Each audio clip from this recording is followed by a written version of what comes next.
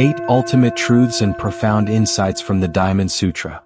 The Diamond Sutra is a cornerstone of Mahayana Buddhism, offering profound wisdom that helps transcend the illusions of the world. Its teachings reveal timeless truths that serve as a guide for spiritual seekers on the path to enlightenment.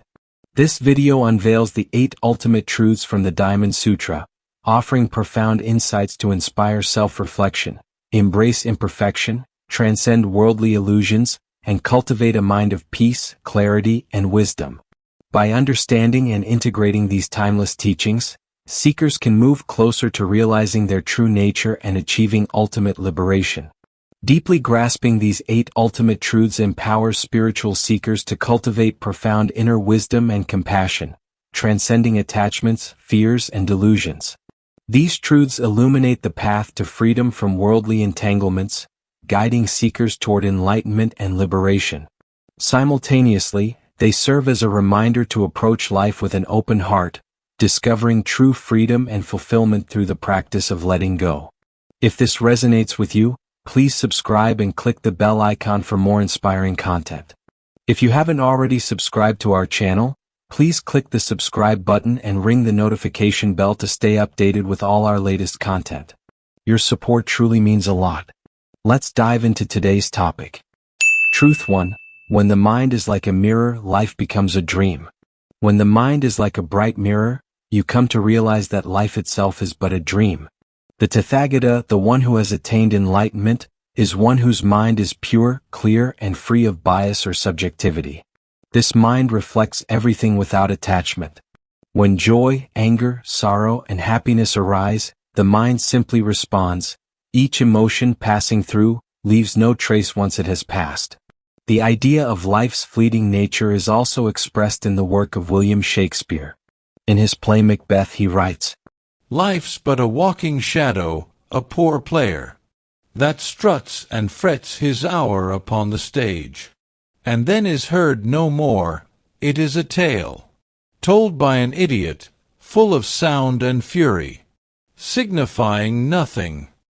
In these lines, Shakespeare captures the fleeting, transient nature of life, likening it to a brief performance, full of noise and movement but ultimately fading away without lasting significance.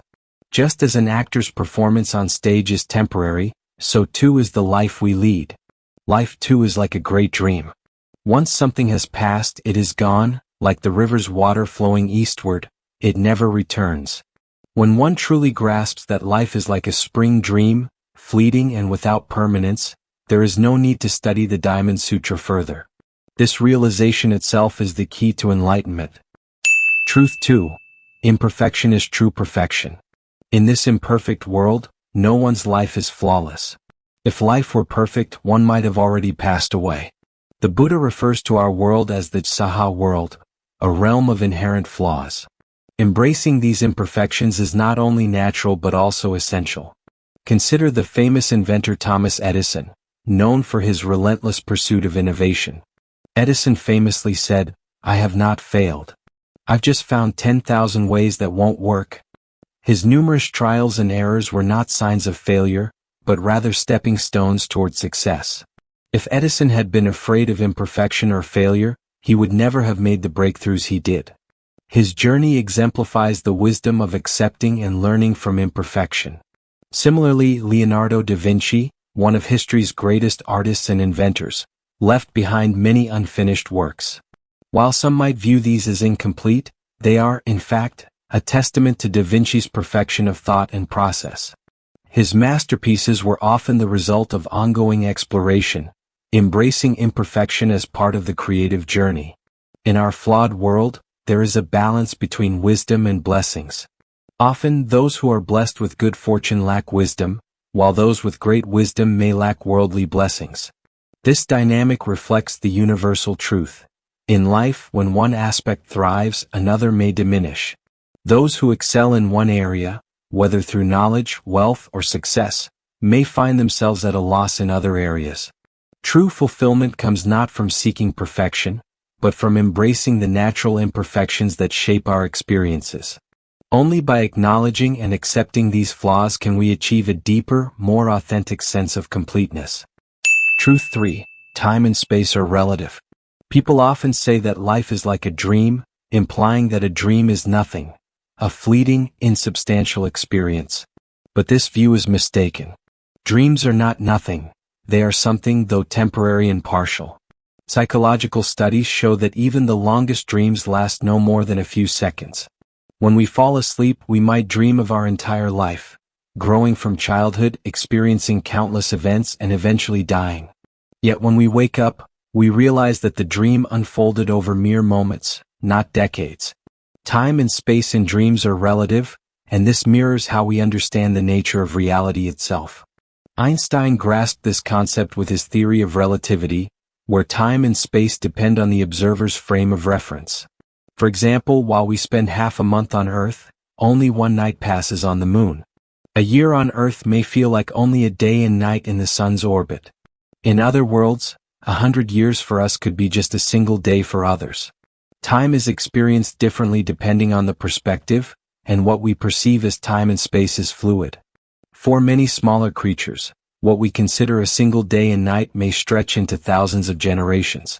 Life cycles of death and rebirth, countless transformations occurring over what seems like an instant, all suggest that time and space are not fixed but relative, shaped by the observer's position in the vast universe. The universe is full of infinite variations of time and space, all interconnected but uniquely experienced based on where we stand in the cosmos. Truth 4. The true nature of the mind is formless. The true nature of the mind is formless, much like the wind. Imagine standing outside on a windy day. You can't see the wind itself, but you can feel it on your skin, hear it rustling through the trees, and see it moving the leaves. Did the wind come? Yes, but it's invisible. And when the wind dies down, it seems to disappear.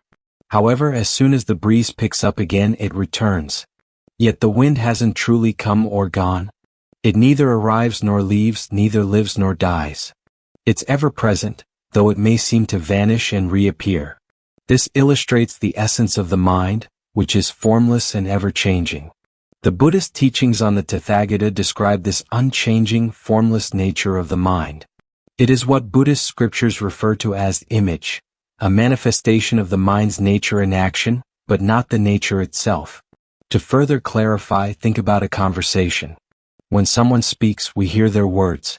At first, their voice seems to come and we hear each sentence. Once the sentence is spoken, it passes and appears to disappear. Yet when the person speaks again, the voice returns. Throughout, the essence, the source of the sound, remains unchanged, unmoving. Buddhism describes this state as suchness, tathata, a state of being that appears unmoving but is not truly still. If it were completely still, it would be lifeless. In reality, it's a dynamic stillness, alive with potential and impervious to the illusion of change. When we reach a certain level of cultivation, we come to understand this formless, ever-present nature of the mind. Like the wind, it neither comes nor goes, but exists continuously, unshaken by the illusion of movement or stillness. This is the true nature of the mind, a constant, formless essence that underlies all phenomena. Truth 5. Self-help brings heavenly help. The Buddha is neither an external authority nor a supreme master ruling over others. The true authority and mastery of the Buddha reside within each person's heart. Studying Buddhism, therefore, is not about superstition. It is about true faith. True faith demands self-motivation, self-reflection, self-awareness, and self-enlightenment.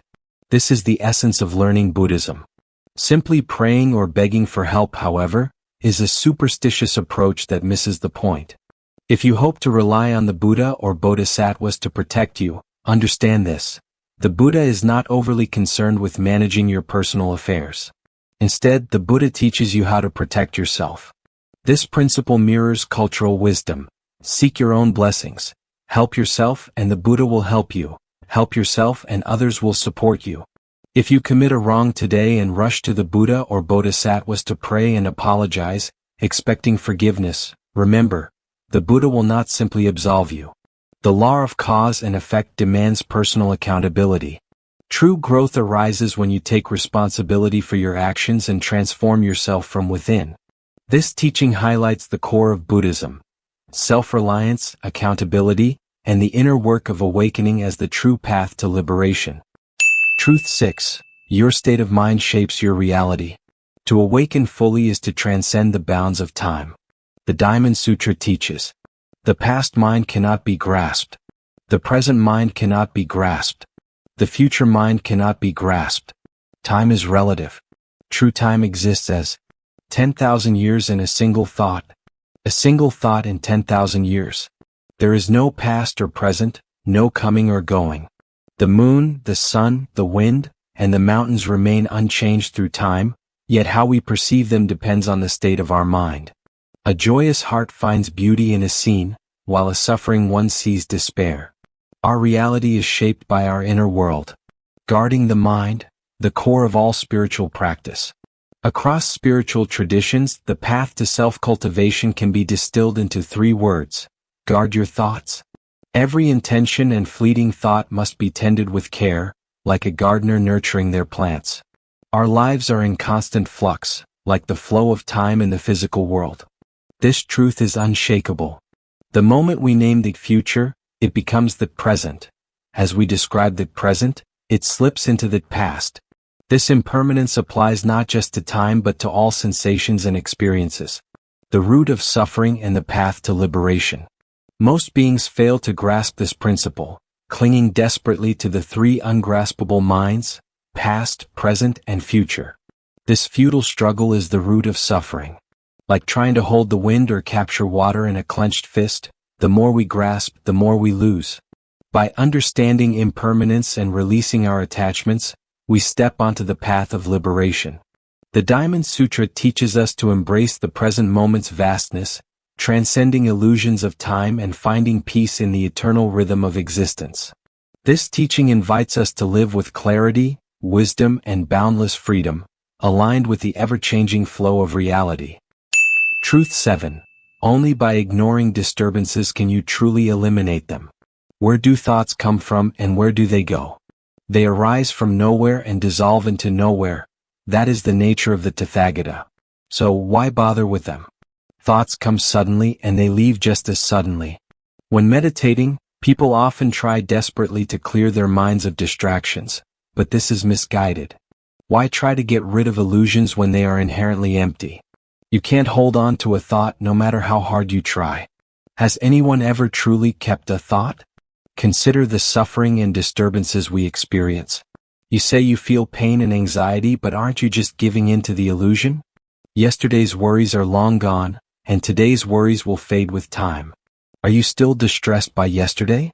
Then why let yourself be disturbed now? Anxiety doesn't stay. It comes and goes. It's important to observe our own disturbances and recognize that they are fleeting. The mind's actions neither come nor go permanently, neither do nor remain idle. Thoughts arise and vanish, like waves on the surface of water. The previous thought has dissolved. This is Mara, the passing away, and the next thought arises. This is Bhava, the coming into being. Anything that arises must eventually dissolve. Does it disappear completely after dissolving? Not at all. It is not a final extinction. The next thought will come, just as waves on water rise and fall without end.